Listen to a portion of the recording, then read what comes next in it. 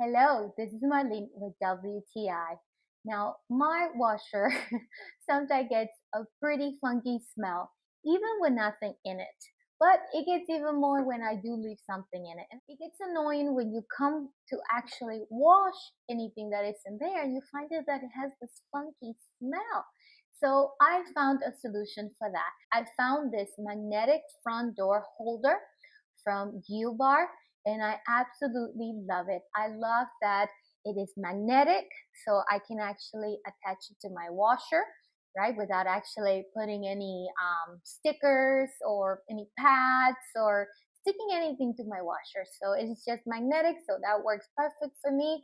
And I love that it comes in two different pieces. So let's say that I do only want to use this piece, I'm able to do that. And I don't want this little part to be sticking out there, but I usually use both of them and it works perfectly.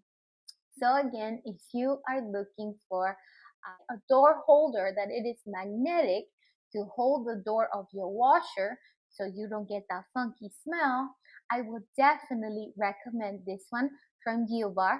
But hey, that is just my point of view.